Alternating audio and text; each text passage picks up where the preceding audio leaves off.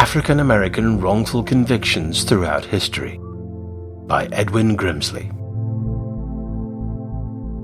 Racially disparate treatment has permeated the United States criminal justice system throughout history. During the Jim Crow era, blacks were legally barred from voter rolls in several southern states and were therefore barred from serving on juries. In this era of racial strife, the police, prosecution, defense attorneys, judges, and jurors were almost always white. Cross-racial misidentifications, forced confessions, all-white juries, and blatant racism led to the wrongful convictions of countless innocent black people. Between the 1870s and 1960s, a significant number of black defendant, white victim allegations never made it to trial. The Tuskegee Institute archive estimates approximately 3,500 lynching deaths of blacks. How many of the lynched were actually innocent will forever be a mystery. A quarter century later, the Scottsboro Boys' convictions raised public awareness about racial injustice and galvanized the civil rights movement. In 1931, a fight occurred between black and white boys on a freight train traveling through the town of Scottsboro, Alabama. The police rounded up all black boys riding on the train and ultimately arrested 9 black boys, ranging in ages from 12 to 19 years old. 2 white girls then came forward, alleging that they were gang raped on the train. All 9 defendants claimed innocence. After 4 separate one-day trials with all-white juries, 8 of the 9 were convicted and sentenced to death. Their appeals would last over 20 years. On retrial, one of the rape victims testified that the rape was fabricated, yet all-white juries again returned guilty verdicts. In the end, after facing multiple retrials, all of the Scottsboro Boys had their convictions dropped or were sentenced to lesser charges. The Alabama legislature recently introduced a bill to posthumously exonerate the 9 Scottsboro Boys. This case, and many others, showcased decades of racial bias in the criminal justice system.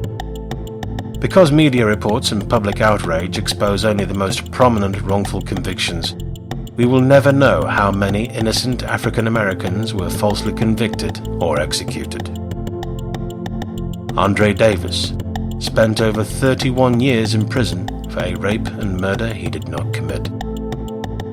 James Hill, who served over 17 years in prison in Indiana for rape after the police concealed evidence pointing to another suspect, and DNA testing excludes him as the rapist.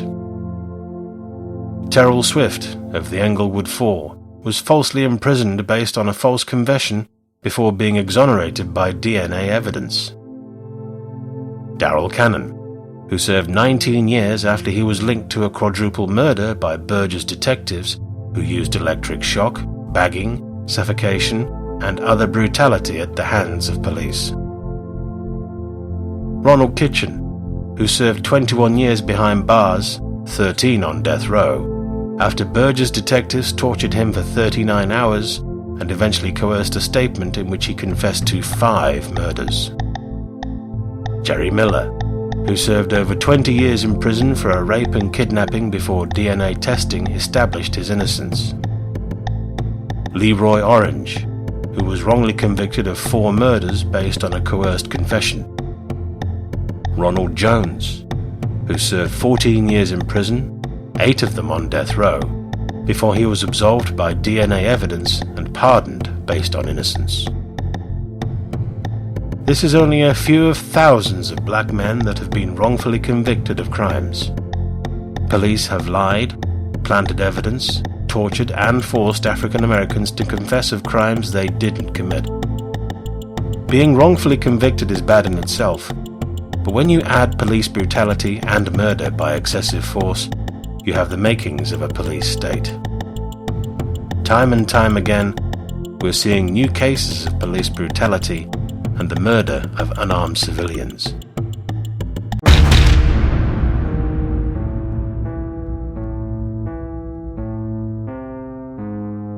What if white people were killed if they were caught reading and blacks even made it illegal for whites to learn how to read? What if black males were going around hanging white males from trees for fun and black cops refused to take the statements from the white males who escaped the hangings and even threatened the white male to leave town and don't pursue this any further or be handled by them? What if black leaders used their power and authority to force drugs into white neighborhoods and destroy the whole white family structure through a system of corruption? What if black teachers verbally abused and intentionally miseducated white children in an effort to keep them down and keep them in their place? What if a white leader tried to rise up to unite his people for justice and the black leaders of the nation ordered a hit on him and had him assassinated at the Lorraine Motel in Memphis, Tennessee?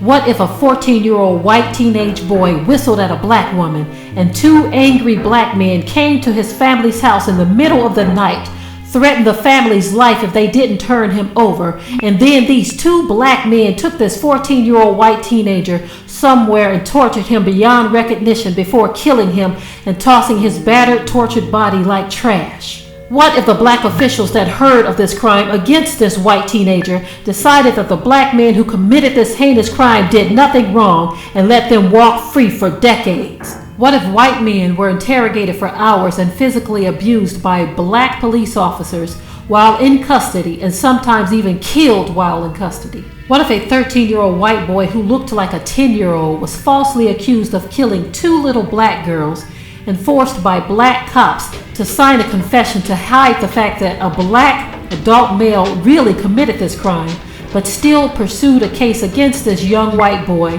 that resulted in him being executed in an electric chair with straps that were too big to even secure his little frail white body by black prison officials, while a mob of angry black people watched and cheered as this young white child was fried in his seat and died with no family present because the black mobs ran them out of town with violent threats.